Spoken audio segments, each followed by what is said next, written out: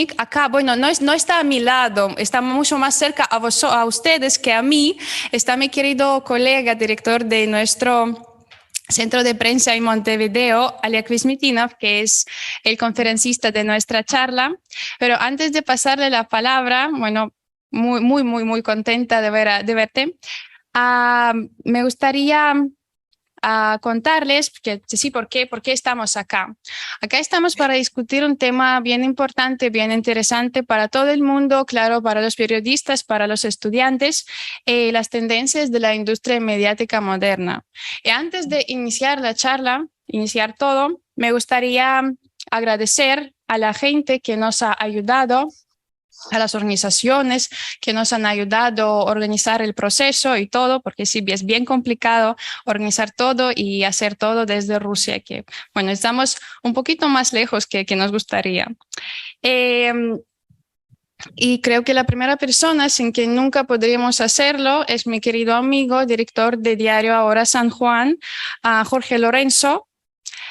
Saludos para ti y también Sandra Buso, secretaria de la Extensión Universitaria de la Facultad de Ciencias Sociales de la Universidad Nacional de San Juan. Les saludamos. Muchísimas gracias por su apoyo, por su asistencia. Bueno, les doy la palabra. Bueno, nos gustaría escucharle y un saludo. Buenos días, Anastasia. Un saludo desde aquí, desde San Juan. Tal como vos me presentabas, represento a la Universidad Nacional de San Juan dentro de la Facultad de Ciencias Sociales, y a pedido de Jorge y a través del Centro de Estudiantes de la Facultad, hemos intentado armar esta charla para tratar temas de tanta actualidad como los que se van a tratar acá en relación al periodismo, la difusión de noticias y al modo en que, bueno, podemos aprender como usuarios a desentrañar esta complejidad que hoy tenemos en relación a los medios de comunicación, a la producción de noticias y a la recepción de noticias. Así que encantada de estar acá, bienvenida, aunque sea a la distancia, a San Juan, República Argentina, y a la Universidad Nacional de San Juan particularmente. Bueno, gracias, Sandra. Gracias, Jorge. Ahí seré muy breve, así arrancamos. Mi nombre es Jorge Lorenzo, soy responsable del medio digital Ahora San Juan y también integrante de la Fundación Ideas para Promover Equidad, y entre ambos impulsamos esta charla junto con el aporte de la agrupación Ideas y del Centro de Estudiantes de la Facultad de Ciencias Sociales, y estamos acá gracias a que Sandra Buso, a través de la Secretaría de Extensión Universitaria de la Facultad, nos ha permitido estar en este lugar. Para nosotros esperamos desde el medio que este sea la primera de una serie de actividades que contemple tanto a la facultad, tanto a la agencia Sputnik, como algunas otras agencias de noticias y medios internacionales. Así que bueno, eso, y bueno, agradecerte a vos, Anastasia, y a Asia, que está también ahí conectada, que muy rápidamente, y esto es una confidencia, nosotros desde el medio buscamos distintas alternativas, y quienes muy rápidamente contestaron, 24 horas, fue la gente de Sputnik, lo cual nosotros, a ver, estamos en San Juan, 15.000 kilómetros de distancia, no es una capital tan importante de la República, así que agradecemos de sobremanera esta deferencia. Así que bueno, por supuesto. Eso sería, así que ya, Oleg, lo dejamos que nos desasne un poco. Bueno, sí, muchísimas gracias a ustedes. Sí, en realidad, de parte de todo nuestro equipo, es un gusto y placer enorme ver a ustedes, ver a los estudiantes, a los periodistas, y espero que sí mantengamos esa conexión durante mucho tiempo, que sea solo un punto inicial, no solo de cooperación de trabajo, sino también de la amistad verdadera, ya que sí, a pesar de que estamos bien lejos, hay que confesarlo, sí somos muy parecidos y bueno, mucha gente lo sabe. Y me gustaría presentarles al protagonista de nuestra charla, Oleg Vismitinov, mi querido colega, licenciado en Periodismo Internacional en una de las universidades mejores de Rusia. También trabajó como corresponsal permanente y jefe del Buró de la Agencia de Noticias rusa a RIA Novosti en Cuba, después en Argentina, cubriendo la actualidad desde La Habana y Buenos Aires. Y desde 2015 dirige el Bureau Regional de la Agencia de Noticias Sputnik en Montevideo, la capital uruguaya. O sea, como ya he dicho, ya está mucho más cerca a ustedes que a nosotros. Porque con Oleg casi siempre nos vemos solo vía la pantalla, solo vía Zoom. Bueno, creo que dos mis últimos comentarios, para no perder tiempo, me gustaría contarles un poquito sobre la agencia para que tengan un poquito una imagen un poquito más completa. Somos agencia internacional, moderna, con la sede en Moscú, donde estamos. Bueno, estoy yo. Con las delegaciones territoriales repartidas en todo el mundo, de Pekín hasta Montevideo, en México y en América Latina, perdón, también tenemos otro centro de prensa que está situado en México. Y lo de la agencia, sí, bueno, trabajamos en casi 30 lenguas, si no me equivoco. Claro, la página web en español está una de las más grandes, una de las más populares, lo que me alegra muchísimo. Y también tenemos servicios de prensa que funcionan constantemente, bueno, un producto para los periodistas. Y estamos acá en el marco del proyecto nuestro Sputnik Pro, bueno, proyecto para los periodistas, estudiantes de comunicación, estudiantes de periodismo, quien consiste en facilitar el intercambio de experiencia entre los periodistas, los estudiantes de diferentes países y conocernos un poquito más. Y mi último comentario por ahora, estimados colegas, bueno, estimados amigos, para nosotros es muy importante mantener un diálogo. Es un poquito difícil hacerlo en formato virtual, pero acá tenemos una oportunidad sin precedentes, ya que ustedes están en una sola sala, porque después de la pandemia nos encontramos solo en el chat de Zoom. O sea, los estudiantes, los periodistas podían solo escribir sus palabras, sus comentarios en el chat. Acá ustedes tienen la oportunidad fantástica, en realidad. Si durante la charla, durante la intervención de Oleg, tienen alguna pregunta, seguramente la van a tener. Por favor, que no duden en hacerla. Bueno, hasta tienen un micrófono, tienen todo conectado. Nosotros estaríamos encantados de responder cualquier pregunta y, como saben, para ver los periodistas no hay límites. O sea, cualquier pregunta vinculada con el tema, bueno, con el mundo, con todo, acá estamos. Muchísimas gracias. Y bueno, Oleg, tan contenta de verte en realidad. Muy buenos días, muy buenas tardes para Moscú, muy buenos días para la querida República Argentina. Estoy realmente, personalmente, muy contento de poder participar en esta charla, en esta conferencia. Muchas gracias por la presentación que me hiciste, Anastasia, pero también quería seguir la presentación de la agencia que hizo Anastasia y comenzar nuestra charla, nuestro encuentro de hoy, contando un poquito sobre qué es lo que somos, qué es lo que es nuestra agencia, qué es lo que es nuestro servicio que brindamos desde Moscú, desde Montevideo, desde otros lugares. Bueno, somos una agencia de noticias y una radio. Entonces, los productos que está produciendo la agencia, en principio se puede dividirlos en tres grandes partes, en tres pilares. Primero es el servicio tradicional de una agencia de noticias. Es el hilo de noticias que va por suscripción, que se ofrece por suscripción a los usuarios. Es una secuencia de notas informativas 24 horas, 7 días a la semana, que vía internet, a través de una plataforma especial, suministran a los clientes. Es un servicio que, bueno, hablando técnicamente, es un servicio B2B, business to business, es decir, no está destinado a los consumidores finales, a nosotros como usuarios de internet o de redes sociales o de cualquier medio de prensa, sino para los medios de prensa que después están usando estas este producto para elaborar su propio producto ya. Son notas cortas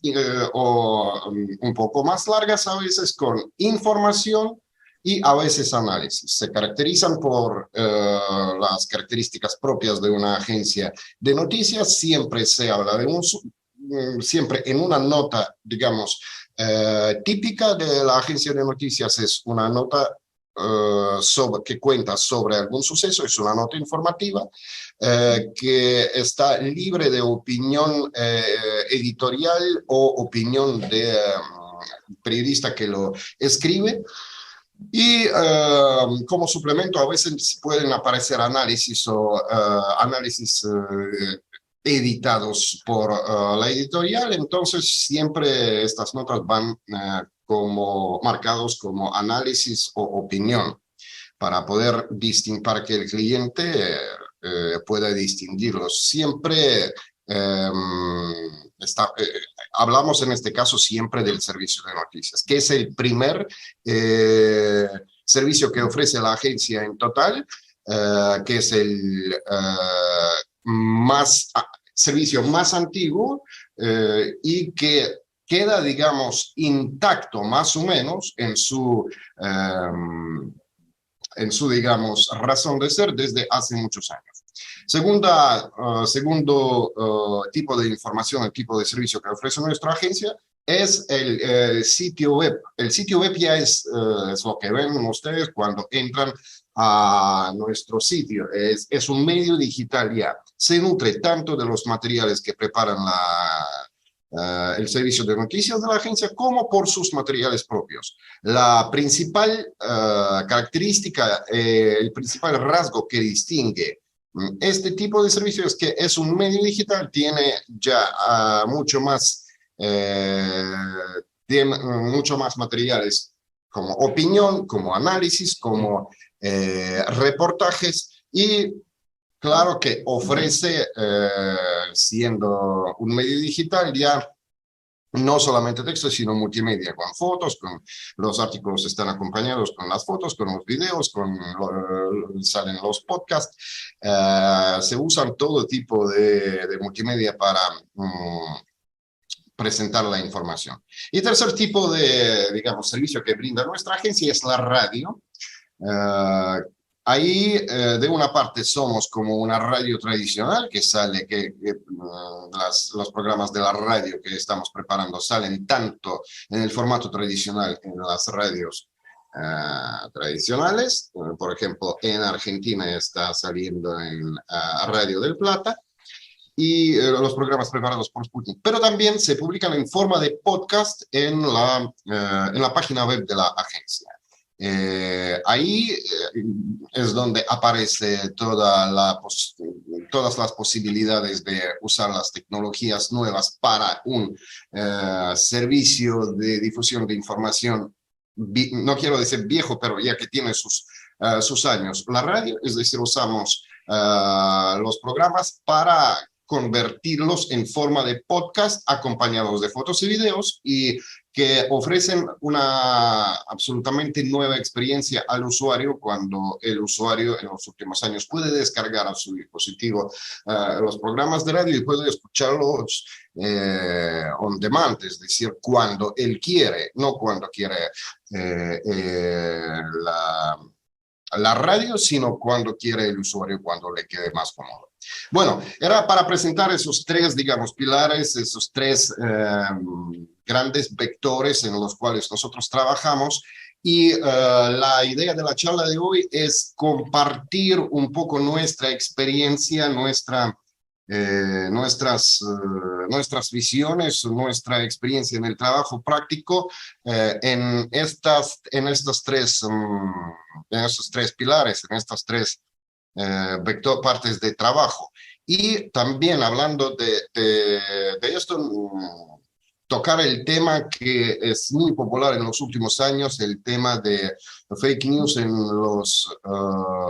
la teoría, en la práctica de los medios modernos, porque nosotros como periodistas todos, de todos los medios, cada día estamos viendo la obligación de distinguir, de ver, de captar las informaciones que no son verdaderas, las informaciones que son fake news, y hacer todo lo posible para no dejarlos pasar desapercibidos. Entonces, un poco que quería compartir un poco de práctica de nosotros, un poco de nuestra visión sobre este tema, escuchar también las preocupaciones que pueden surgir o algunas preguntas que pueden surgir. Para nosotros es muy importante esto, y por eso nos valoramos mucho este tipo de encuentros, este tipo de conferencias.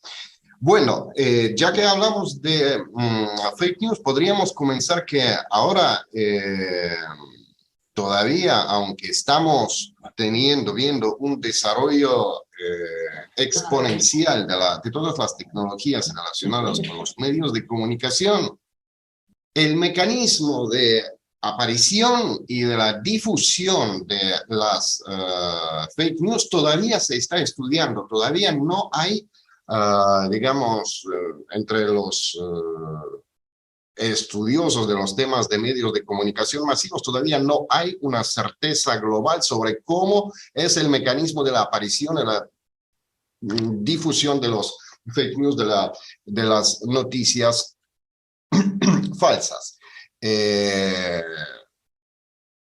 Todavía a los científicos, a los que estudian los temas, queda a descifrar cómo la personalidad humana, cómo la mente humana comprende y procesa la información falsa, cómo clasifica dentro de la mente de una la información, y cómo cada personalidad en su propia mente clasifica la información como verdadera o no. Entonces, estos temas son muy, muy importantes, sobre todo ahora cuando estamos viviendo en la época de guerras de información, con políticas comerciales y a veces que no tienen que ver ni con la política ni con la información, sino se provocan por el gusto de alguien. Pero hablando de contexto actual, de contexto político, estos temas son mucho más importantes. Muchas veces se hablaba de que estamos viviendo en la época de la posverdad. Todavía queda mucho a definir qué cosa es la posverdad y cómo se maneja la información en estas condiciones. Lo que sí podemos ya constatar, siendo periodistas, que en las condiciones actuales aparecen posibilidades infinitas para la manipulación de la información, manipulación masiva y manipulación también muy puntual, cuando al iniciador, digamos, el que inicia esta manipulación, esto le hace falta. Ya a veces, para los periodistas, en el trabajo de periodista, ya no aparece esa dicotomía. ¿Qué es lo más importante? ¿Publicar más rápido la información cuando aparece o verificarla? Muchas veces esto de publicar, de sacar la información lo más rápido posible, esta tendencia aparece como la que prevalúa más. Y esto es lo que también contribuye a la aparición de muchas más noticias falsas. ¿Qué es una noticia falsa? Bueno, una de las primeras definiciones académicas, o más o menos académicas, apareció en 2017 en el diccionario Collins, el Collins English Dictionary, que definía estas noticias falsas como una información falsa y sensacional que está distribuyendo, la que están distribuyendo como una noticia, como una información noticiosa. Es decir que la aparición de este tipo de noticias ya pone bajo el fuego la ética del periodismo, los principios del periodismo, que antes era una cosa intocable. Ahora, muchas veces vemos que en realidad la ética del periodismo ya es una cosa que se entrega como pago por la sensacionalidad, como pago por la... como pago por poder salir primero con una u otra información. Lo que antes, hace 10, 15 años, parecía impensable para un medio de comunicación, ahora lamentablemente a veces parece ser una cosa normal, una cosa cotidiana. Poco a poco, para el consumidor de noticias, para el usuario de Internet, dejan de existir tales nociones como una fuente confiable o no confiable. Es decir, ya esta tarea de verificar la confiabilidad de la fuente de la noticia ya muchas veces se pasa al usuario, ya es el usuario, ya es el consumidor final el que tiene que realizar el trabajo de ver porque si estaba o no, si la nota que está leyendo es de una fuente confiable o no confiable.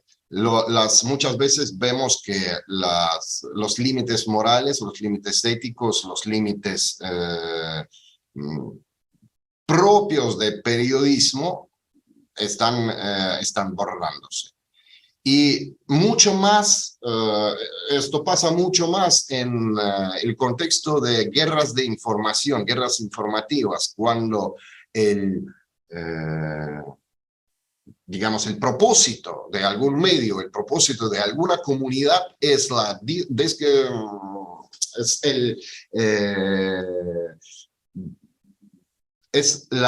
faltar el respeto o faltar la credibilidad, hacer faltar la credibilidad a alguna persona, algún líder político o alguna persona mediática. Este tipo de informaciones falsas que aparecen de fake news, en principio podríamos dividirlos en varias categorías, en varios tipos. Primero, los fake news que se están creando para recibir algunas ganancias políticas o para provocar algún desorden público. Segundo, los fake news que se crean con el propósito de atraer más audiencia al medio, para aumentar la cantidad del tráfico de Internet. Tercero, los fake news que se crean como para realizar el robo de datos o con fines criminales, puramente criminales, el robo de datos personales y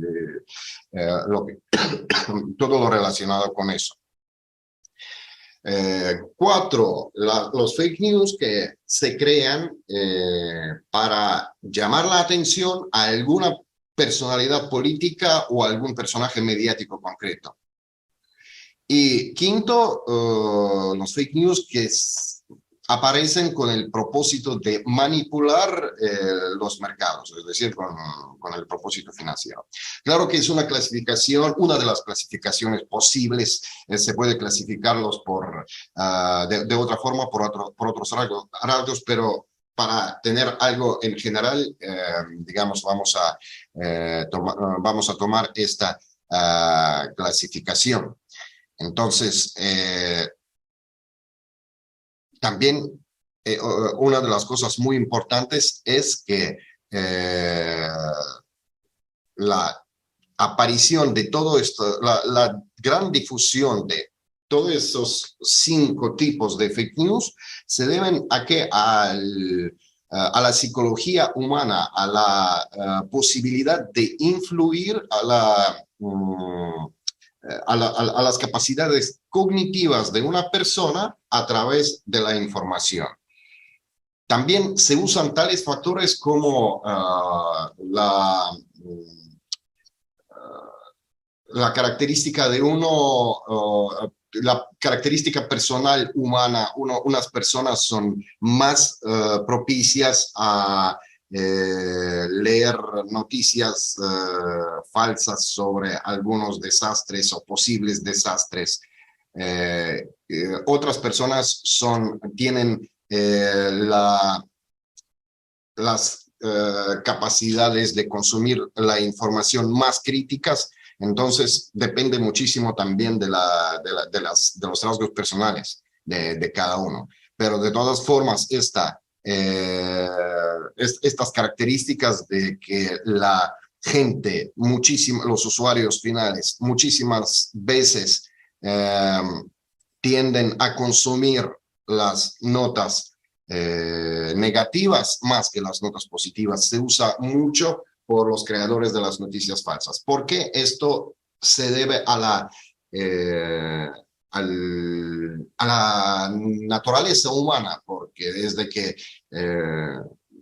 desde el periodo prehistórico, cuando los hombres, nosotros, habitábamos en tribus, cualquier señal sobre un peligro, aunque sea peligro potencial, tenía que ser distribuida inmediatamente. Esto era la cuestión de supervivencia. Entonces, este instinto de compartir alguna información que puedes tener,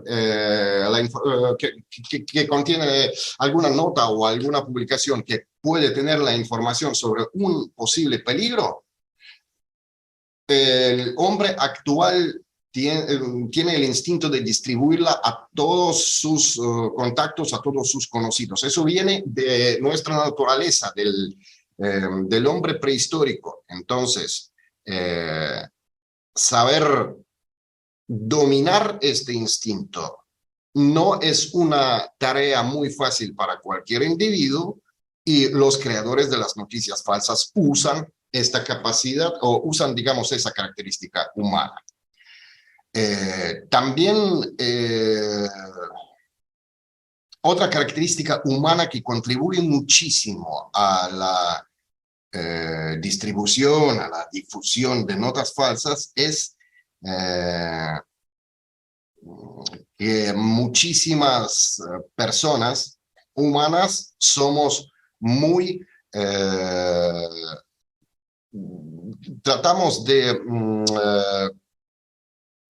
somos muy inclinados a las teorías conspirativas, a ver que el mundo es mucho más complejo de lo que es en realidad, de que existen las teorías, de que existe como ejemplo, de que existe el gobierno mundial que está manejando todos los temas a su favor, etcétera, etcétera, etcétera. Como la ilustración buena de este tipo de cualidad humana que contribuye a la difusión de notas falsas, podemos notar, por ejemplo, que según las encuestas en los Estados Unidos, no tengo ahora los datos concretos a mano, pero podemos verlo después. Bueno, en Estados Unidos una parte muy importante de la población sigue creyendo que el líder de Irak, Saddam Hussein, en su tiempo tenía en sus manos las armas de destrucción masiva, que fue el pretexto para la guerra de los Estados Unidos y sus aliados en Irak. La intervención del secretario de Estado de entonces, Colin Powell, en 2004, cuando él mismo dijo que, bueno, no, Irak no tuvo ninguna arma de destrucción masiva. Esta intervención hasta ahora no logró persuadir a muchísimas personas en los Estados Unidos que, bueno, que siguen creyendo que sí, Irak lo tenía. Bueno, no estoy hablando mal de los Estados Unidos. En Rusia, lamentablemente, o no lamentablemente, también somos propicios a los mismos vicios. Todos somos humanos. Según las encuestas realizadas en Rusia en los últimos años, cerca de 60, más de 60% de los ciudadanos rusos creían hace unos años que existía algún tipo de gobierno mundial o alguna fuerza mundial oculta que tenía como propósito destruir a Rusia. Sí, sabemos que, bueno, Rusia ahora enfrenta una coalición enorme de países que están teniendo una campaña hostil. Sí, pero en aquel entonces se trataba de un gobierno oculto, digamos, que realmente ilustra bastante bien esta tesis de que los humanos, somos muy propicios a ver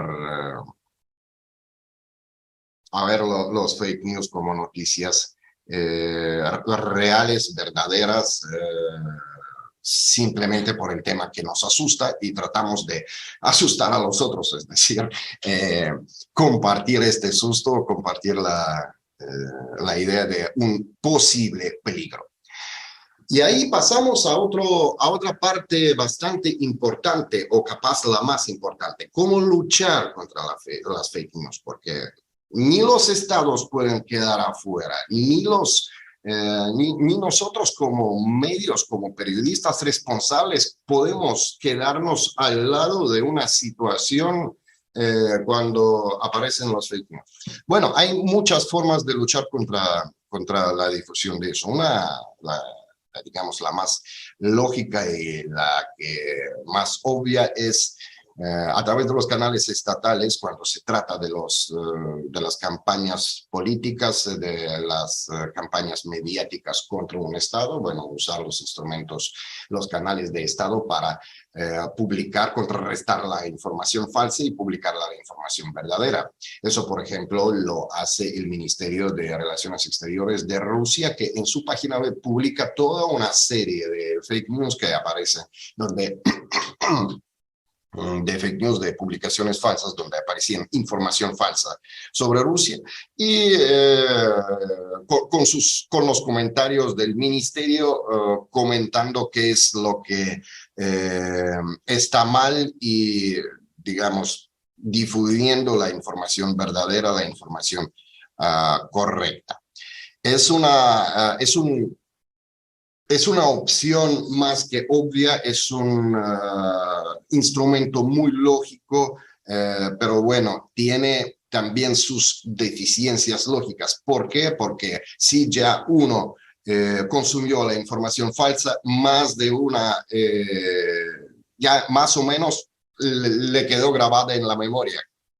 Y muchas veces la información falsa tiene mucha más difusión que la información que la contradice, la información verdadera, y la información, digamos, la información verdadera sobre este mismo tema que apareció como para contrarrestar la información falsa, tiene mucho menos alcance por la audiencia.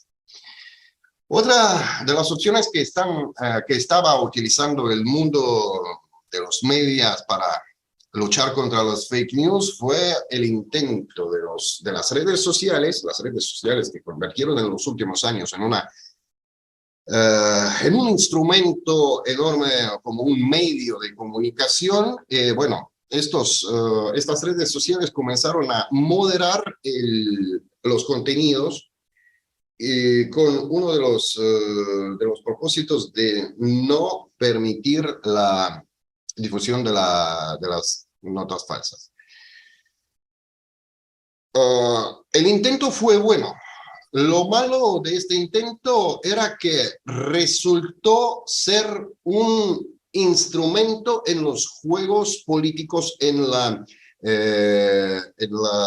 guerra de información. Nosotros, como medio estatal, lo vimos en nuestra propia sangre, si se puede decir. A Sputnik y a la cadena hermana de nosotros, RT, prohibieron en varias redes sociales y como pretexto pusieron que estábamos difundiendo noticias falsas a nuestros pedidos de indicar dónde estaban las notas falsas para ver si teníamos algún error para subsanarlo. Nunca esos pedidos fueron respondidos de forma sustancial, pero lo que pasa es que ahora los usuarios de varias redes sociales están privados, en varias regiones, están privadas del derecho de recibir la información de nuestra parte. Para nosotros es absolutamente obvio que fue un instrumento político y no tenía nada que ver en la lucha con las fake news, sino fue un instrumento para tratar de alcanzar los propósitos políticos, los propósitos puramente políticos que no tenían nada que ver con el periodismo. Y bueno, el tercer modo de luchar contra las fake news es, digamos, el modo que están usando los mismos medios de comunicación. Muchas agencias internacionales de noticias organizaron dentro de sus estructuras los servicios de control de información. Esto lo hicieron, por ejemplo, como vimos hace poco, las mayores agencias de información, como EFE, como Associated Press y otras agencias. Lo que nosotros estamos usando como instrumento, como fake news dentro de nuestra agencia, es la obligatoriedad de chequear toda la información que después distribuimos varias veces y siempre tiene que proceder de una fuente confiable. No podemos permitirnos el lujo de distribuir la información que parece ser sensacionalista, pero no procede de fuente confiable. Ahí el interés, el balance que siempre tiene el periodista de sacar la información lo más rápido posible o esperar un tiempo para verificar la veracidad de esta información. Para nosotros el mayor interés está en el lado de la información verdadera. Nosotros ahora, en la situación, en el contexto actual en el que estamos, vemos que hay que darle absoluta prioridad a la información verdadera. Por ejemplo, hace unas semanas, o sea, ya casi varios meses, apareció la información en Rusia que cada 20 minutos en Internet, en el espacio de los medios, aparecen 130 informaciones falsas sobre Rusia. Cada 20 minutos. Esa información la proveyó la presidenta. Hay una organización en Rusia que se llama Liga de Internet no peligroso. Bueno, Liga de Internet seguro. Así será la traducción. Una organización que está velando por la seguridad en el espacio informático. Bueno, los expertos de esta organización detectaron, y eso son solamente cosas que fueron detectadas, que 130 informaciones falsas sobre Rusia cada 20 minutos aparecen.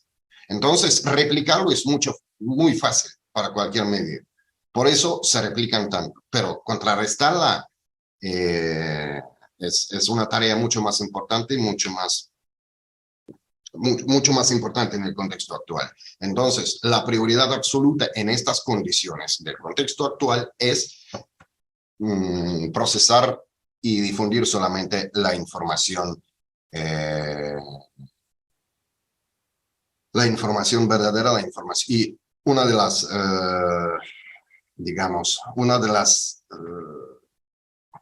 de los rasgos de la información verdadera es cuando proviene de la fuente autorizada. Por eso a veces nosotros como medio preferimos publicar la reacción oficial y no publicar la reacción no oficial. En las condiciones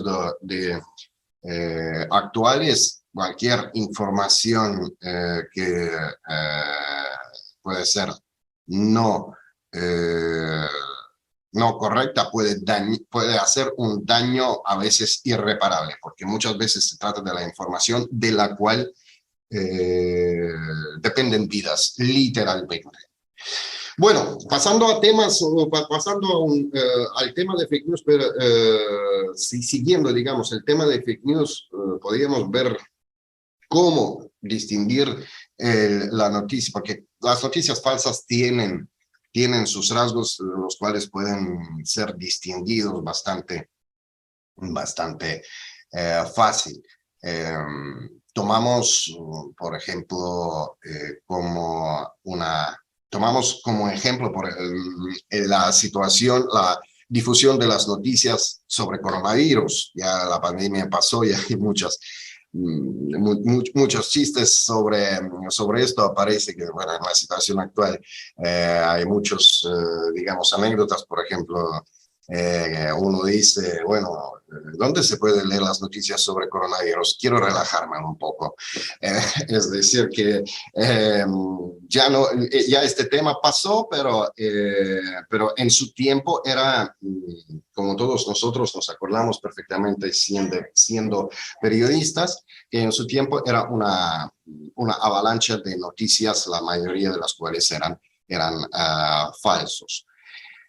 Bueno, vamos viendo cuáles eran los rasgos principales de estas noticias falsas relacionadas muchas veces a coronavirus. Primero, la información falsa muchas veces es anónima y muy emocional, es decir, no contiene ninguna referencia a la fuente inicial. Muchas veces esta noticia falsa no contiene ni un solo suceso, ni una sola información factible que puede ser comprobable inmediatamente y bastante fácil. Otra de las características, la información falsa muchas veces contiene la información sobre un peligro inminente a las vidas de cada uno, a la vida de una cantidad de personas innumerable. Muchas veces en las noticias falsas hay una indicación de que las autoridades están ocultando algo y la información verdadera la tengo yo. Ahora se las comparto. Muchas veces en las informaciones falsas que circulan por las redes sociales, por WhatsApp, por Telegram, por lo que sea, como muchas veces en esas informaciones como fuente dan a algún conocido, algún familiar lejano que supuestamente trabaja en algún organismo estatal y tiene el acceso a la información clasificada o medio clasificada. Y también un rasgo que es bastante importante: si la información difundida por las redes sociales tiene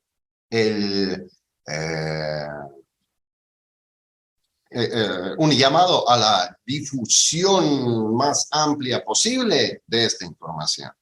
Difunden a todos mis amigos, envíalo a todos tus contactos. Bueno, es uno de las características de la información falsa. Bueno, volviendo un poquito al tema de por qué aparecen esas noticias falsas, es también no solamente por el instinto de la persona de distribuir, de compartir la información sobre un peligro a la mayor cantidad posible de sus contactos, sino también bueno, todos somos humanos, todos somos perezosos, entonces a veces no queremos comprobar la información. Nos quedó en mente de las generaciones anteriores que toda información que nos llega a través de medios de comunicación es verdadera. Es decir, si lo leíste en la pantalla, eso no puede ser, digamos, no verdad. Entonces hay que tener una mente muy crítica y no todo el mundo lo tiene. Bueno, ¿qué es lo que podemos hacer nosotros como periodistas en el trabajo cotidiano para contrarrestar eso? Nosotros como periodistas tenemos un lujo que no tienen los consumidores finales, que no tienen los lectores o usuarios de redes sociales. Nosotros podemos y tenemos el derecho de corroborar la información con los expertos. Entonces, nosotros como periodistas no podemos ser nosotros mismos expertos en todo, en carbohidratos, hablando de salud o en el tema de finanzas, hablando de situación actual. Pero nosotros como periodistas tenemos que saber a quién contactar y a quién consultar, a qué experto creíble y confiable. Esto es nuestro deber como periodistas, nuestro instrumento y nuestro deber. Tenemos que usarlo más. Y siempre necesitamos, a diferencia de los usuarios, podemos consultarnos con un experto antes de publicarlo. Los usuarios no van, al leer una noticia falsa, no van al Google para buscarlo y verificarlo, pero nosotros sí tenemos esta obligación de hacerlo. Lamentablemente, muchas veces vemos que en los medios de comunicación, al republicar notas, a hacer pick-up de informaciones, no se usa ni el buscador ni nada. El Google tiene muchos instrumentos, no solamente Google, sino cualquier buscador en Internet tiene muchos buscadores. Se puede buscar no solamente textos, sino también ver las imágenes, y hay que hacerlo, buscar las imágenes, ver las imágenes, porque muchas veces las imágenes son los que acompañan las fake news como prueba. Y entonces hay que ver y buscar. A lo mejor ya tenemos en Internet esa información que esta imagen fue rehecha, fue modificada. O simplemente a veces es mucho más fácil encontrar el original de alguna foto a través de Google y ver dónde fue modificada. Siempre hay que ver si la noticia es anónima, muchas veces es para descartarla de entrada. Si la noticia o la comunicación que pretende ser noticia es emocional, hay que siempre quitar la parte emocional. El periodista de noticias debe trabajar como el cirujano, no puede guiarse por las emociones. Aunque a veces es muy difícil, somos humanos, pero las emociones no pueden ser un buen ayudante en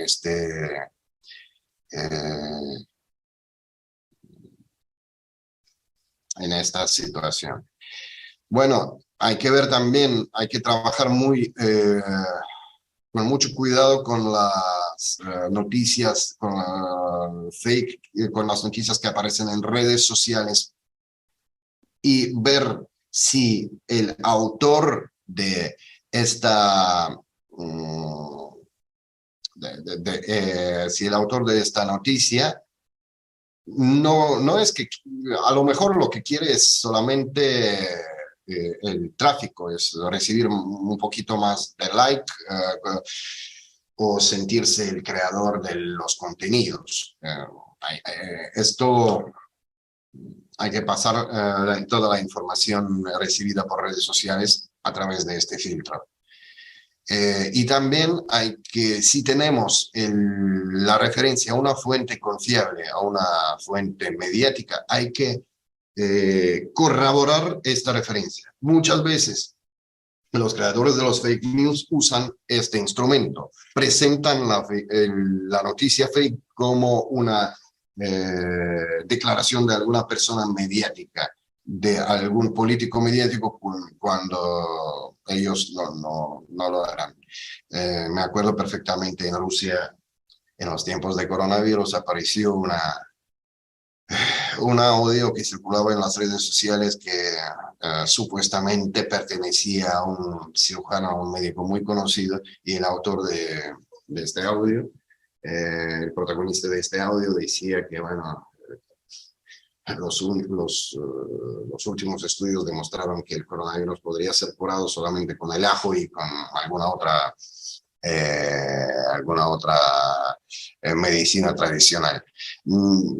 Este mensaje fue reenviado muchísimas veces, trajo mucho daño a las personas porque se trata del tema sensible de la salud y, bueno, la única forma era publicar en los medios que esta información era falsa, que no hagan caso a esa información y solamente esto funcionó. Bueno, cuando se trata de los temas relacionados con la salud, cuando se trata de los temas relacionados con todo lo relacionado con las vidas humanas, hay que hacer el periodista tiene que ser 3 veces más cuidadoso que cuando escribe sobre, por ejemplo, no sé, espectáculos o algo más, donde a veces los fake news son, en los espectáculos el fake news muchas veces es el instrumento aceptable entre los medios.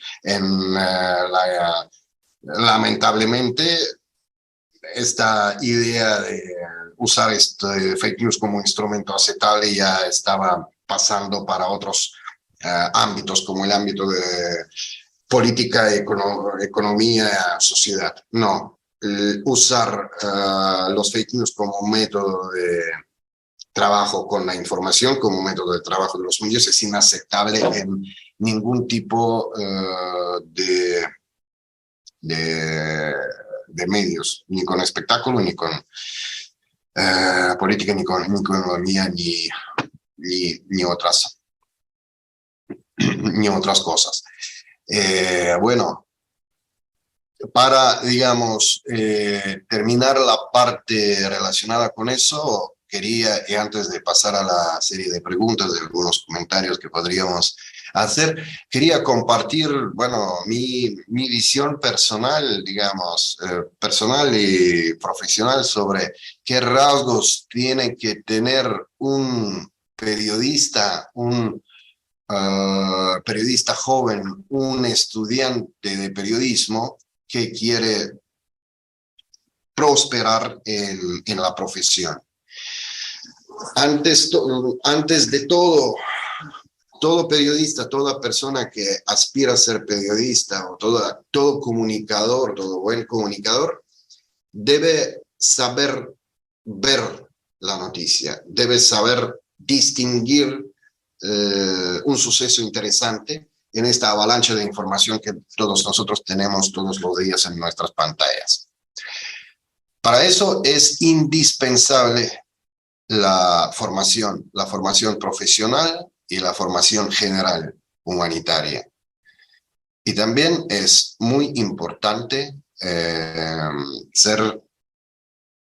tener una formación en diferentes esferas de vida. Muchas veces nosotros, los periodistas que trabajamos en los servicios de información, tenemos que trabajar hoy con la política, mañana con el deporte, pasado mañana escribiendo sobre coronavirus, pasada mañana nos toca espectáculos. No podemos ser expertos en todo, es imposible. Pero sí tenemos que ser expertos en saber con quién hablar, expertos en buscar expertos. Ahí es la clave, saber ser expertos en buscar expertos. Pero para eso necesitamos la información básica muy buena y muy formada, digamos. Es indispensable. Un periodista tiene que saber analizar, tiene que saber contraponer información, tiene que saber ver algo inusual en la información usual, en la información ordinaria. Y sí o sí tiene que no puede ser experto en nada, pero alguno de los temas sí tiene que ser experto. Por ejemplo, muchas veces los periodistas en la esfera de economía están trabajando con las notas de prensa de las compañías grandes. No sé, un buen profesional, un periodista profesional económico, al recibir una hoja A4 con una nota de prensa de alguna, por ejemplo, de alguna compañía petrolífera, en menos de un minuto ve dónde está la noticia. Y muchas veces esta noticia está escondida al final o en el medio y no puede ser notada por una persona, hasta por un periodista no experto. Entonces, un periodista experto en este tema lo ve inmediatamente y lo puede sacar en el hilo de noticias. Nosotros ahora en el servicio de noticias, no ahora, sino ya hace muchos años, estamos... la competencia entre diferentes hilos de noticias de diferentes agencias, la competencia no es por minutos, la competencia es ya por segundos.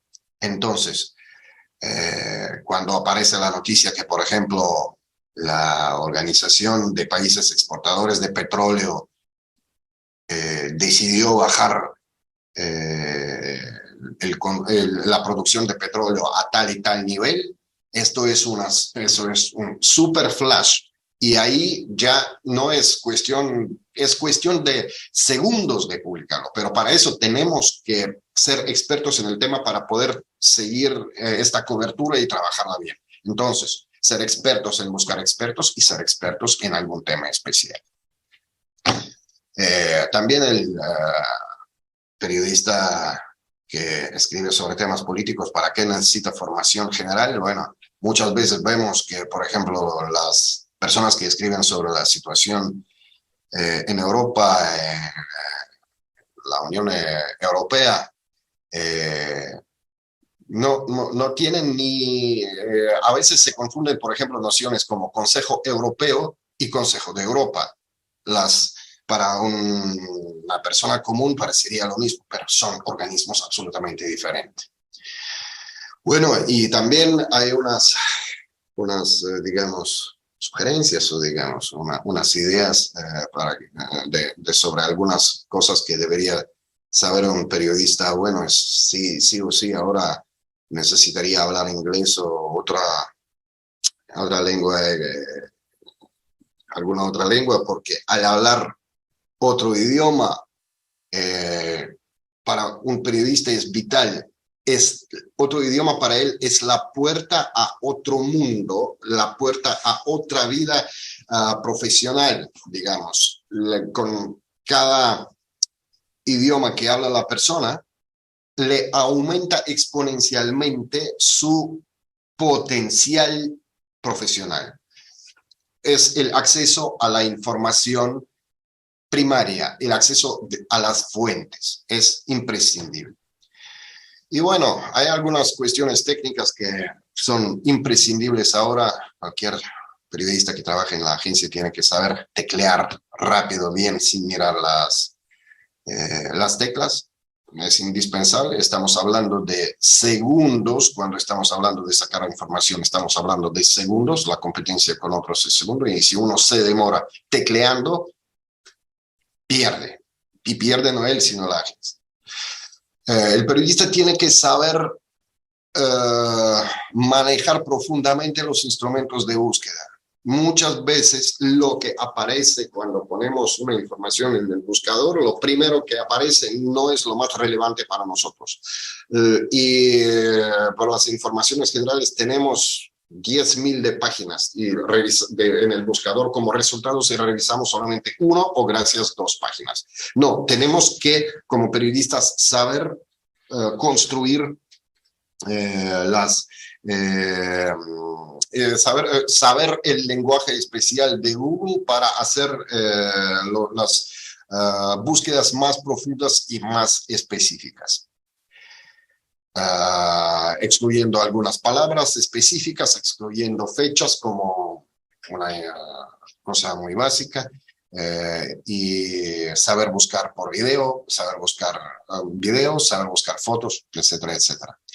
Y una, digamos, capacidad o una característica muy importante que se volvió a ser importante en los últimos años para poder trabajar bien profesionalmente, para poder ponerse a los datos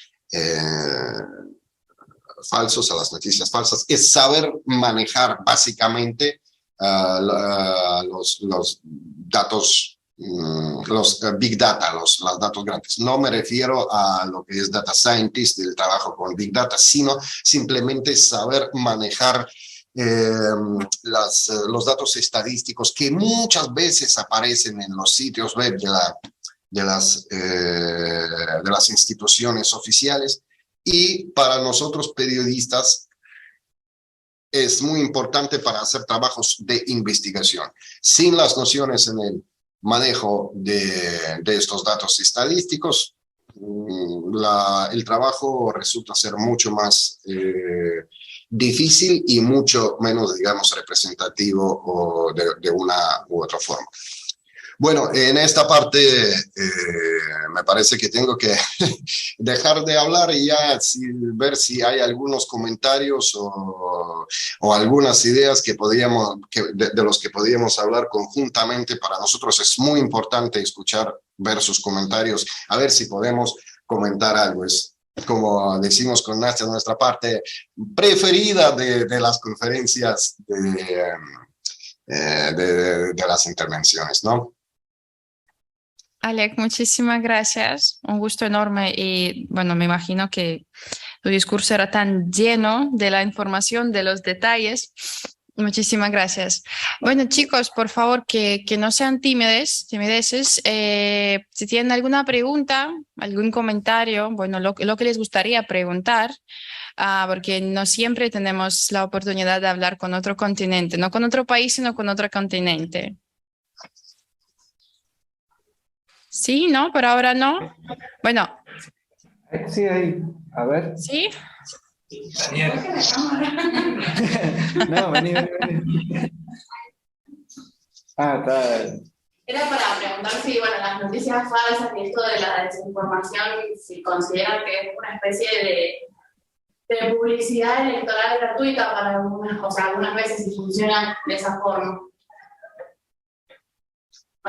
Perdón, no se escuchó bastante bien. Bien, sí. Es eso. Las noticias falsas. No sé si se puede decir que te acercas al computador, ¿sí? Ahí está. Sí, preguntar, bueno, con respecto a las noticias falsas y la desinformación, que si son una especie si funcionan como una especie de publicidad gratuita en campañas electorales, ¿no? De ambos sectores, de oposición y, bueno, de especialismo, digamos. Sí, perfectamente. Nosotros vimos una cantidad de noticias falsas, estamos viendo, mejor decir, la mayor cantidad de las noticias falsas durante las campañas electorales, preelectorales. Ahora, por ejemplo, lo que está pasando en Brasil, si uno sigue los medios y las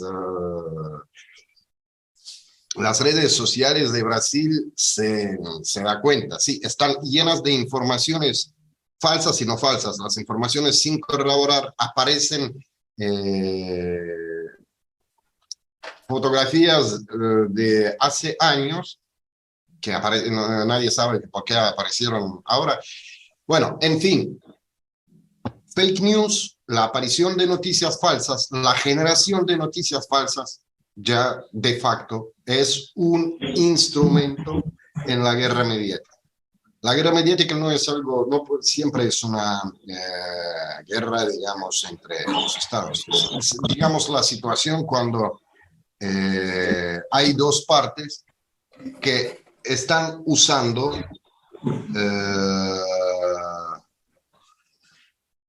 todos los instrumentos sucios y no sucios para perseguir sus propios propósitos. Todo Otra político... Sí.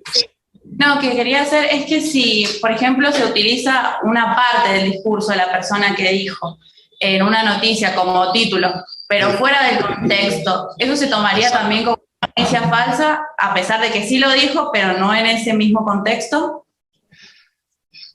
La idea de cualquier noticia es transmitir el mensaje.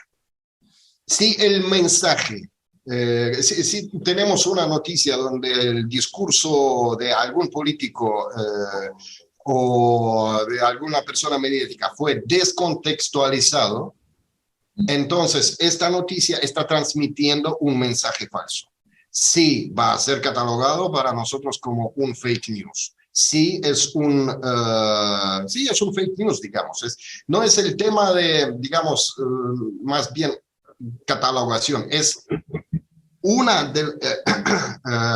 es una noticia falsa que tiene que ser, para no difundirla, exactamente cada redacción tiene que tener este filtro, que la información que proviene desde afuera, desde las redes sociales, desde Internet, no desde por ejemplo, si estamos hablando de de alguna campaña electoral, si la información con la participación de uno de los de los protagonistas, de uno de los que están participando de la elección, no proviene de su parte, sino de otra parte, o proviene de una fuente no identificada, tiene que ser 10 veces chequeada, aunque pareciera un video. Es exactamente lo que usted dice, muy bien, que se puede tomar una frase completa, pero descontextualizarla y sacarla del contexto. Cortarla. Entonces el video no va a ser editado, simplemente cortado. Ni el periodista ni el consumidor no va a notar que va a ver que este video no está, digamos, editado, pero está descontextualizado. Entonces, periodistas que cubrimos las elecciones, cuando aparecen este tipo de información, sí o sí tenemos que ver también cuándo fue dicho eso, en qué contexto, verlo antes de difundir, siempre tener toda la certeza de que eso no fue descontextualizado. Muy buena la aclaración de usted, que esto es también uno de los filtros, ver si algunas declaraciones que se usan en las noticias falsas fueron verdaderas pero descontextualizadas. Entonces, una declaración verdadera, fuera del contexto en el que fue dicha, se convierte en una noticia falsa, porque transmite el mensaje falso.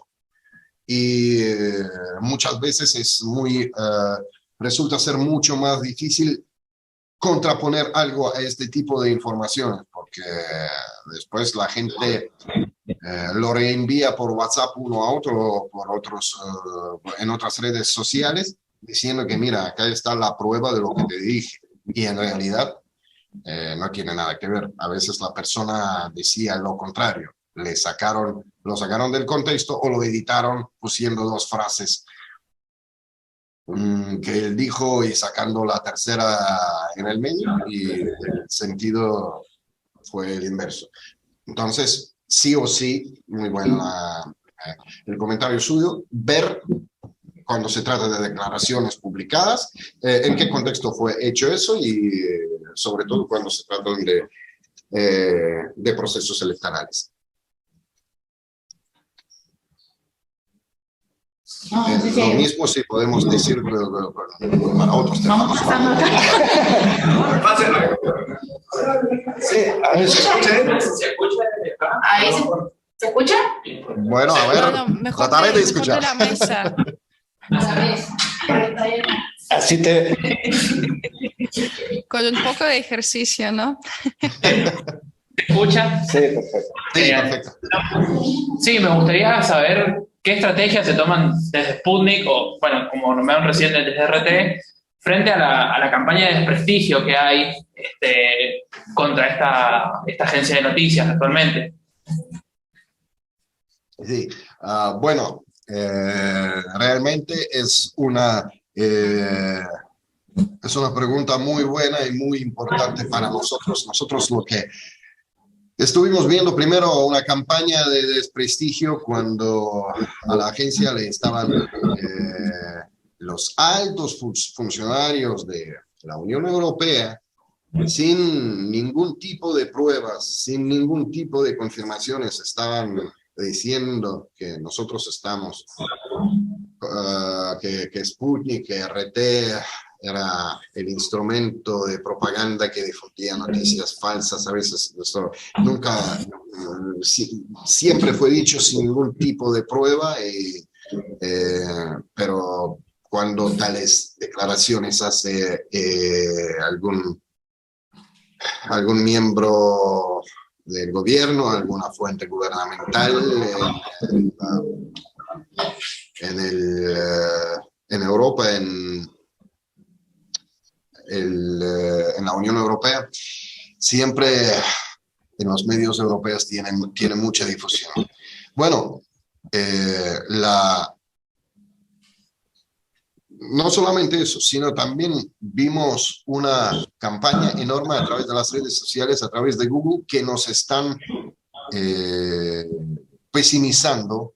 Es decir, que en determinadas regiones, si uno está buscando noticias, le van a salir noticias de todo, de La Voz de América, de Financial Times, de lo que sea, menos de Sputnik.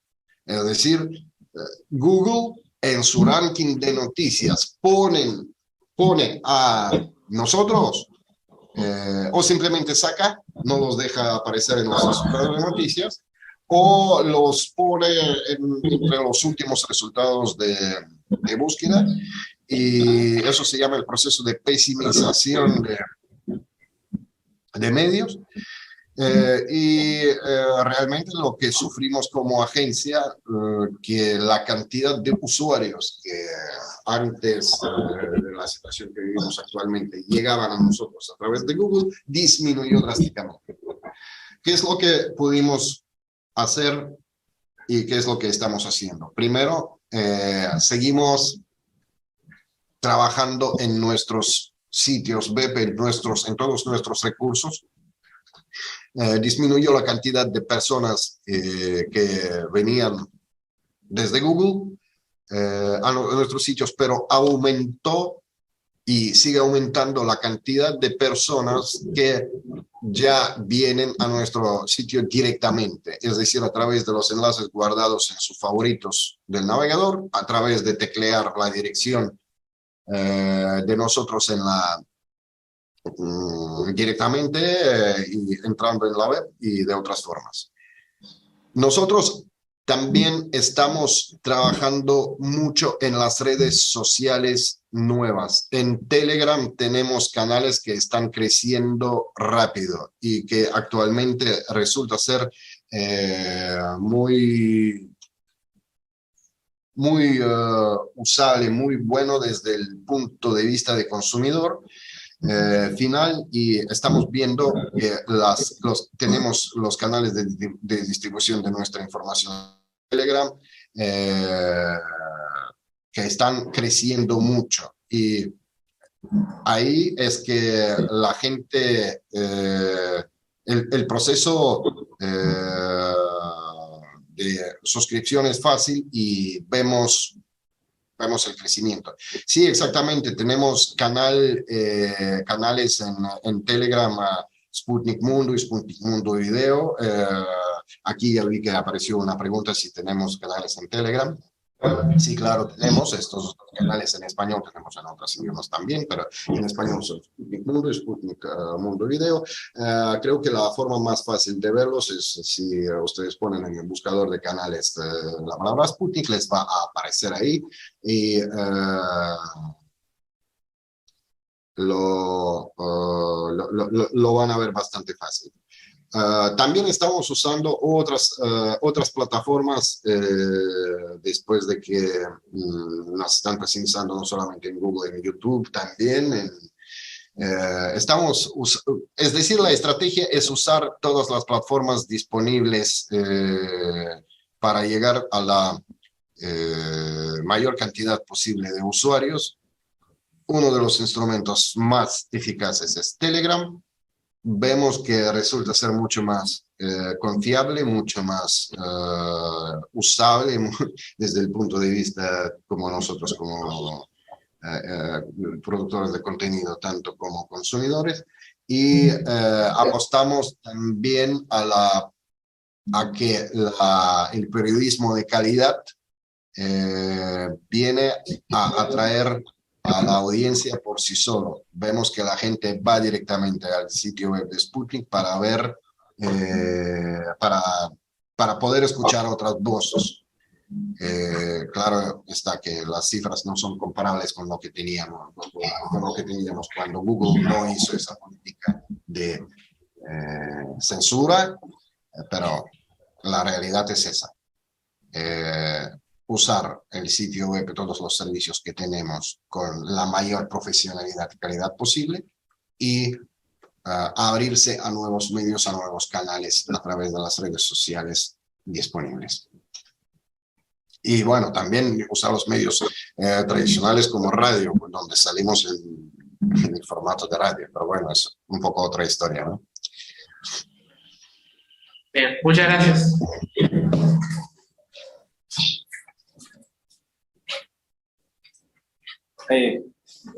Viene la pregunta. Hola, buenos días. Mi pregunta es, ¿hay algún tipo de marco legal respecto a las fake news? Así como existe el derecho a la información, el derecho a la comunicación, ¿existe algún marco legal que nos proteja de estas falsas noticias o de estas publicaciones, de estas noticias donde se tergiversa o se descontextualiza algún discurso? ¿Hay algún tipo de protección para los lectores? Sí, claro. Bueno, nosotros somos una agencia rusa.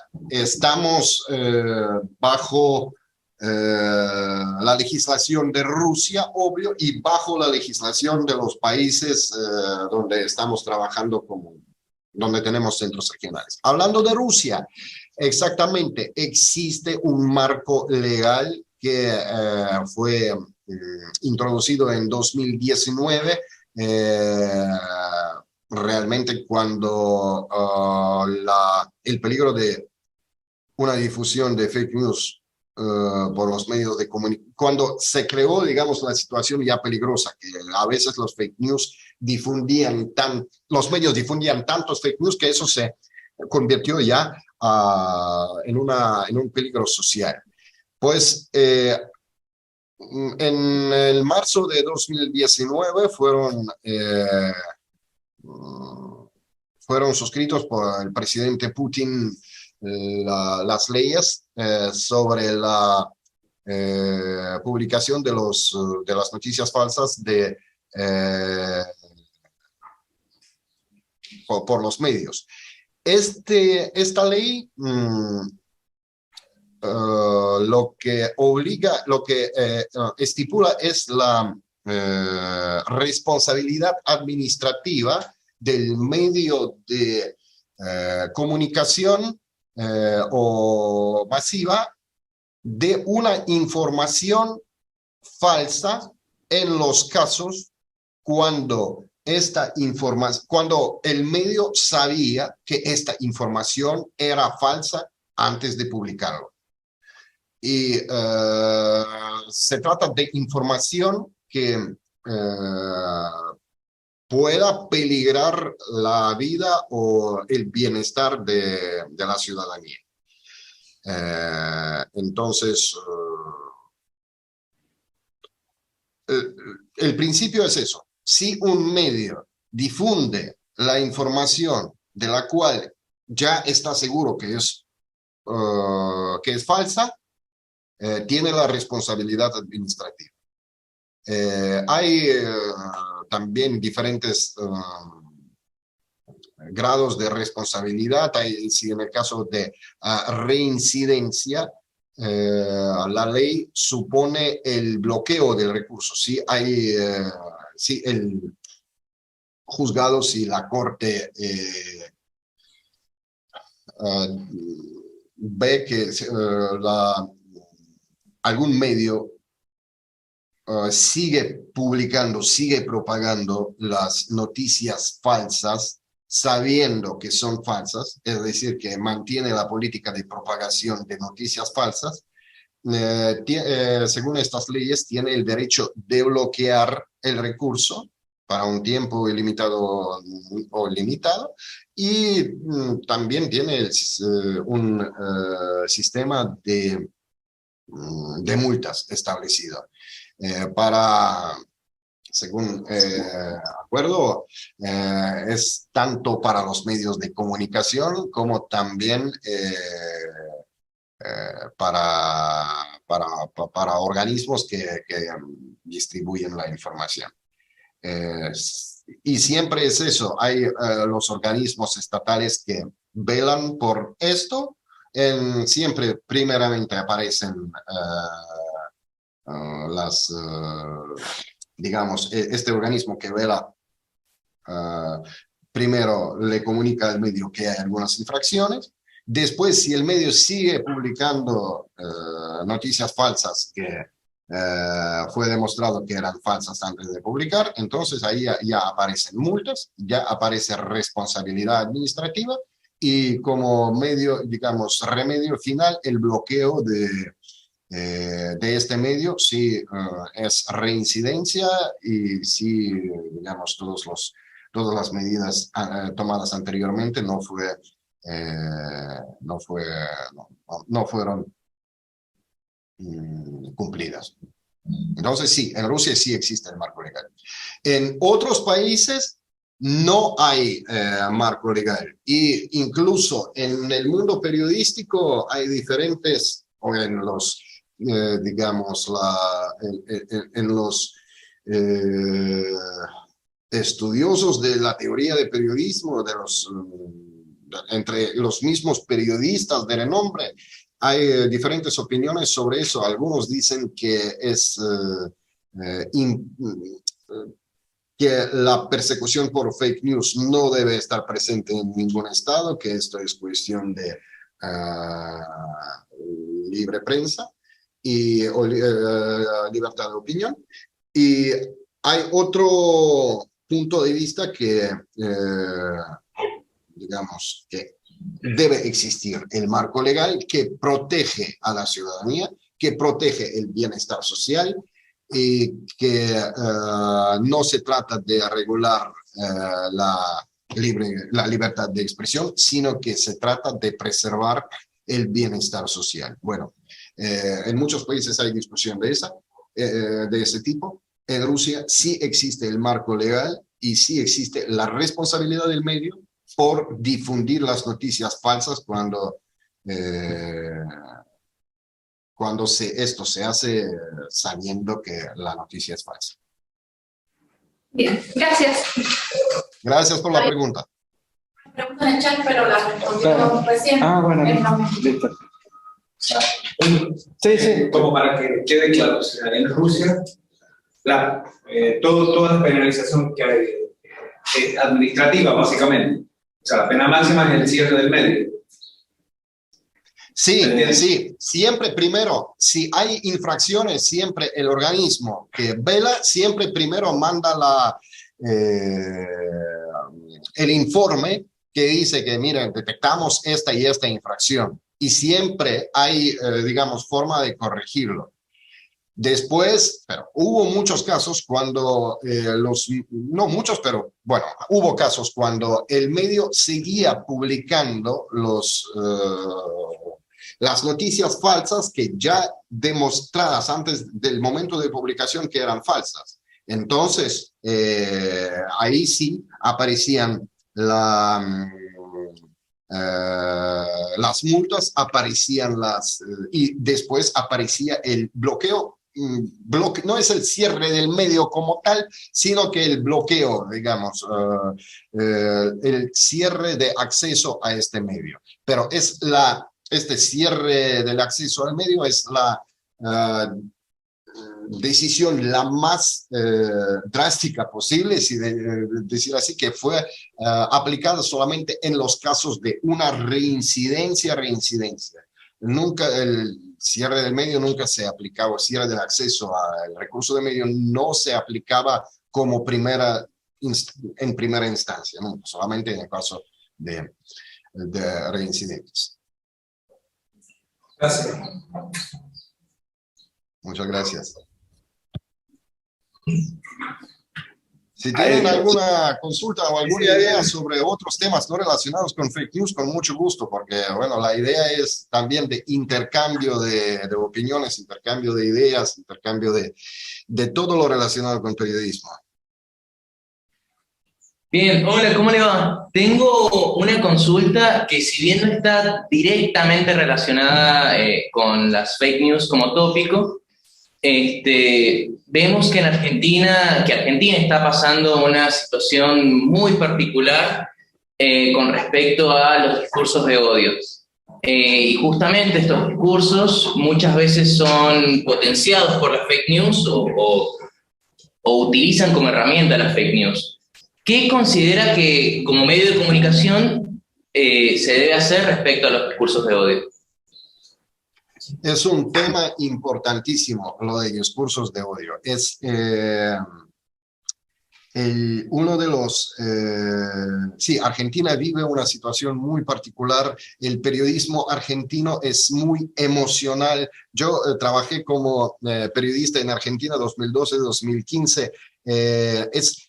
El periodismo argentino el mundo de los medios de argentino es muy vivo, muy emocional. Bueno, le comparto mi visión, digamos, como periodista de otro país, ¿no? Es muy particular, es muy interesante, siempre es muy vibrante. Son cosas positivas, pero a veces también notaba eso, que había... se notaba no solamente en Argentina, eso pasa en todos los países. Hay situaciones de discursos de odio, hay situaciones de escrache, hay situación cuando hay víctimas de este discurso de este tipo de discursos, digamos. En Argentina capaz que eso se ve así también porque es muy emocional el periodismo, es una cosa muy buena para el periodismo, es muy emocional, muy vivo, muy interesante, pero bueno, como cada cosa muy emocional tiene sus cosas positivas y negativas.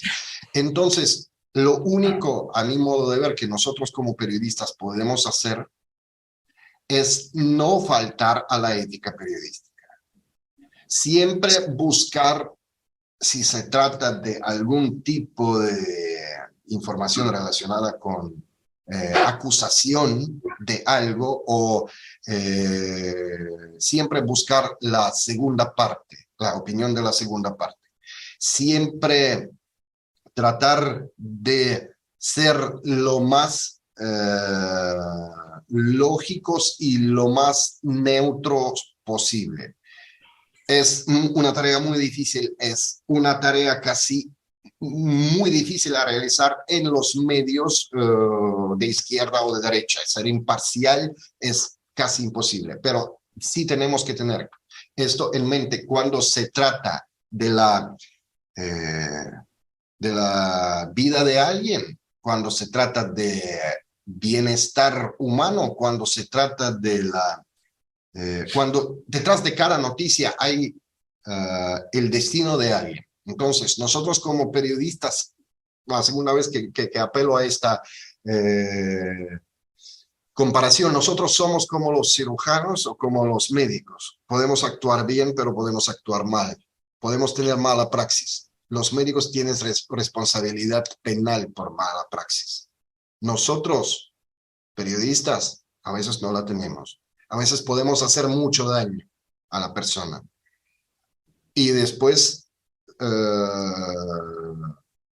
bueno, uno como periodista se queda con ese cargo de conciencia, pero bueno, a la persona dañada y a eso no le ayuda mucho.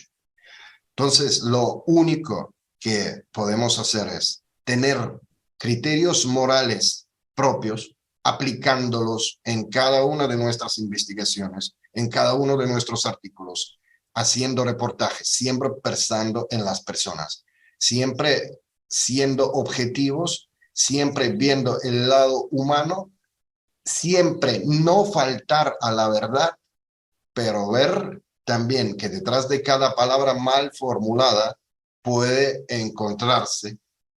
encontrar el destino dañado de una persona. Depende mucho de la política del medio.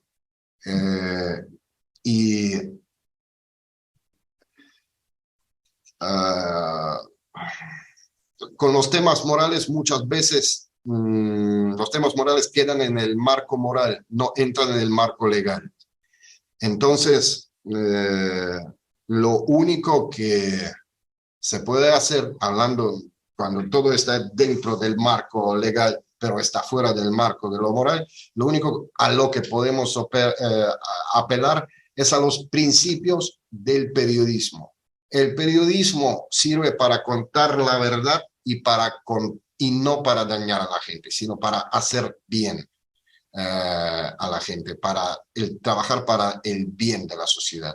Sí, a veces la verdad puede ser dolorosa para algunas personas, algunos protagonistas de nuestros artículos, pero nunca un periodista debe faltar, digamos, debe poner el valor de los clics arriba del destino de protagonista de su reportaje. Es más bien la cuestión de crear el ambiente entre la comunidad profesional de periodistas. Muchas veces entre los grupos profesionales, entre las agrupaciones periodísticas profesionales existen digamos, consejos de ética profesional. Esto puede ser un instrumento maravilloso dentro del ámbito periodístico de devolver la dignidad a la profesión de periodista en los casos cuando esto se va degradando. Entonces, la única cosa, una de las, no la única, sino para mí el instrumento más importante debe ser esta autorregulación de la misma comunidad periodística. Los consejos de ética pueden ser un muy buen instrumento en eso. Y bueno, cuando se trata de lo legal, deben existir marcos legales respetados y controlados, sí, pero muchas veces entramos en el campo de lo moral. En el campo de lo moral hablamos de la ética periodística. No sé si contesté la pregunta. Sí, de hecho me alegra porque hace relativamente poco, un par de meses, los medios que forman parte de nuestra universidad han adherido al código de ética, al único código de ética que existe en la Argentina, que es el de la TV pública. Así que creo que es un avance gigantesco y es una razón para sentirnos orgullosos como estudiantes de la Universidad Nacional de San Juan. Espectacular, les felicito. Realmente el hecho de adherirse a ese código, bueno, ya simplemente la cuestión de pensar en esto ahora en el contexto actual ya es muy valorable. felicidades realmente por esta iniciativa. Se habla por sí sola sobre la profesionalidad y el alto valor ético que llevan los organismos que están pensando en eso. Esto realmente es, bueno, gracias a esas iniciativas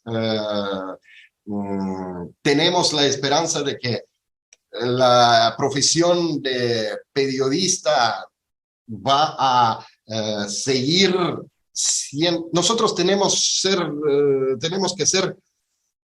que dar el ejemplo, sí o sí. Nosotros, periodistas que trabajamos en los medios, debemos no ser como ejemplo, pero bueno, tratar siempre de acercarnos lo más posible al ideal ético. Siempre va a ser ideal, nunca va a ser posible, pero es la obligación moral de periodista de hacerlo lo más, de trabajar con mayor esfuerzo posible para el bien de la sociedad. Felicidades realmente por esa iniciativa, aplausos, realmente, sobre todo el contexto actual mediático, es espectacular. Totalmente, muchísimas gracias.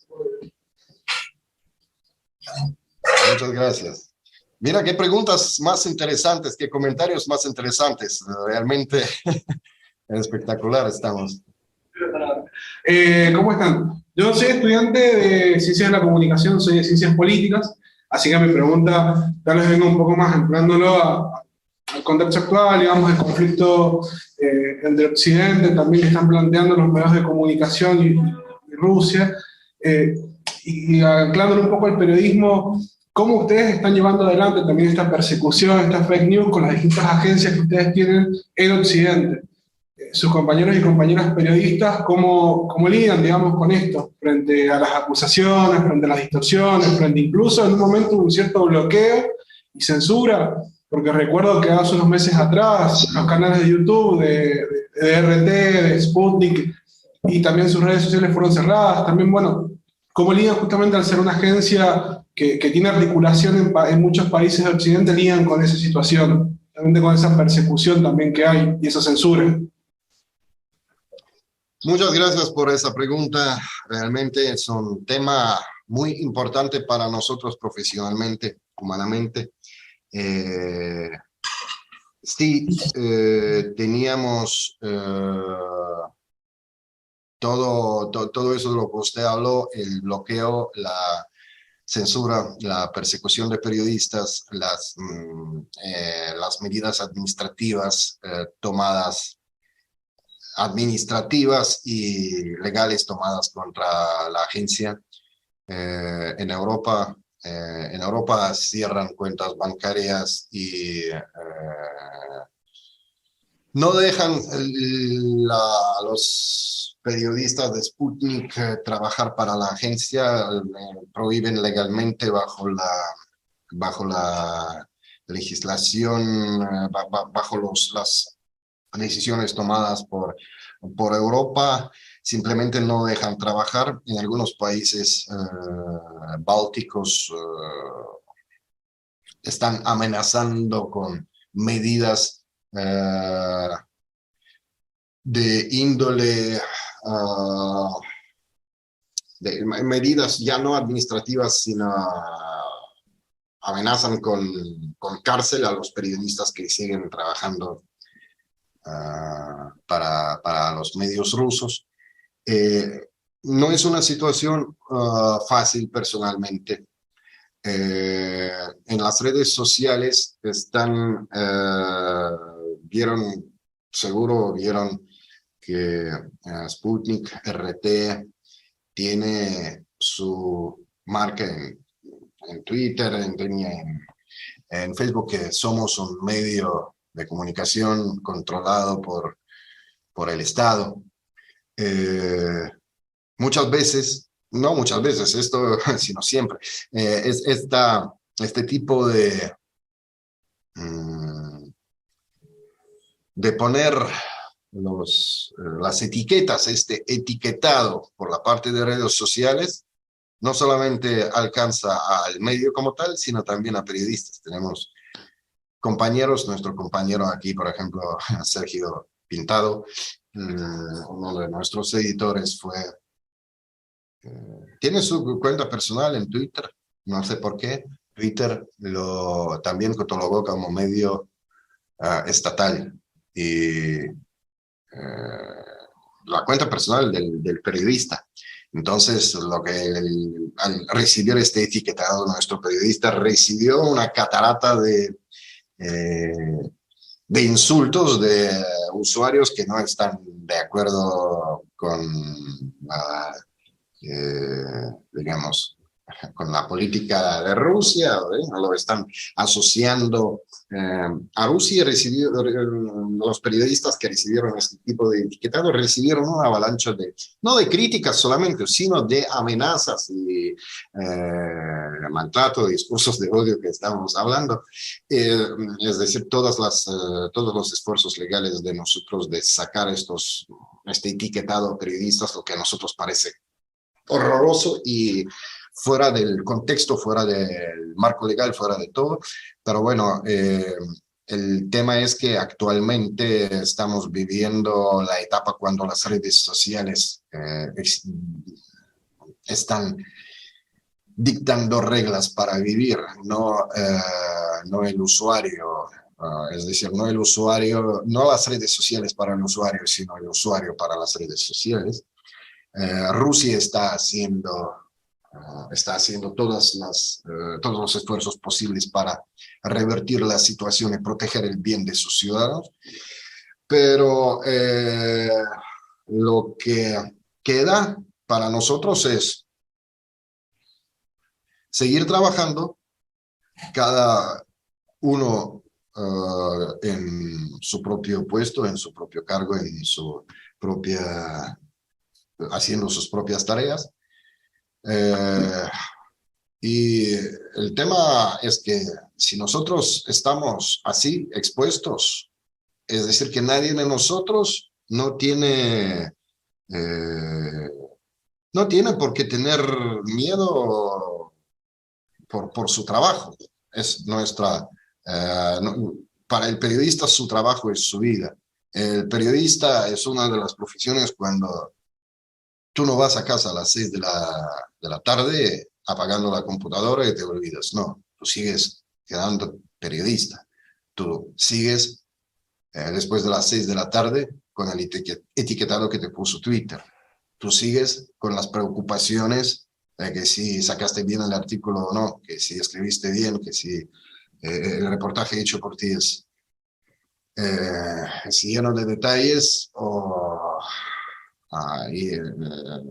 correctos o no. Es decir, seguimos siendo periodistas, seguimos siendo 24 horas. Y la clave es esa, seguir haciendo su trabajo. No es fácil en la situación cuando hay bloqueo, no es fácil cuando las redes sociales te están privando de los instrumentos del acceso a la información, a la distribución de la información, pero también siempre vemos el lado bueno. Estamos buscando y estamos encontrando nuevas formas de distribución de contenidos, nuevas formas de llegar al público, y estamos viendo, lo más importante, el valor del trabajo auténtico, el valor del trabajo verdadero de periodismo. Cuando el usuario ve especialmente al sitio web tecleando la dirección en la barra de navegación a mano para leer tu artículo. Esto es el mejor premio para el periodista que puede ser. Y ahora, en la situación difícil, cuando tú no apareces en el Google, pero sí te van a buscar directamente, es el premio que uno obtiene. Más o menos así. No, te agradezco porque eso es muy cierto. Tal vez acá en Argentina, esto que nos pasaba, que nos habíamos encontrado hace un tiempo en YouTube y en algunas otras redes sociales, que te cataloguen este canal, estaba financiado total o parcialmente por tal estado. Además, acá en Argentina es más, casi el 100% de los medios privados incluso están subvencionados y no se otorga esa etiqueta de honestidad, justamente. ¿Cuánto diario, Clarín y acá medios hegemónicos reciben pauta oficial y fondos del Estado y no tenemos esa etiqueta a la hora de publicarlo? Así que me parece me parece que es claro justamente el sesgo que se está planteando y ese prejuicio que se construye. Así que bueno, muchas gracias. Muchísimas gracias. Muchas gracias. Gracias, muchísimas gracias. Bueno, chicos, no me gustaría interrumpir a ustedes porque en realidad yo estaba acá, escuchando todo. Pero por desgracia ya va acabando el tiempo. Nos quedan en realidad como 2 minutos y después ya casi acaba todo. Me gustaría agradecer a todos ustedes su atención, su interés, sus preguntas. En realidad eran fantásticas. Oleg ya lo ha dicho varias veces y en realidad nosotros echamos de menos muchísimo ese formato cuando los estudiantes, los periodistas, sí tengan esa oportunidad de hacer las preguntas con su propia voz. Era un gusto enorme, un honor enorme para todos nosotros y muchísimas gracias. Yo espero que nos veamos pronto.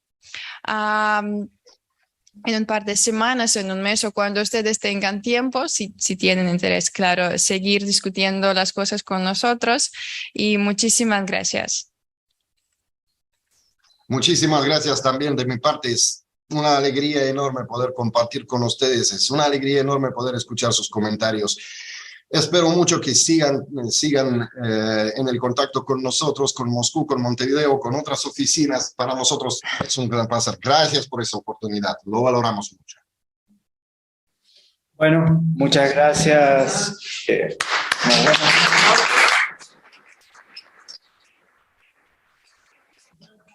fácil mantener la atención durante 2 horas. Obviamente se hace difícil humanamente. La verdad que ha estado muy rica la charla. Hay muchas cosas con las cuales uno se queda.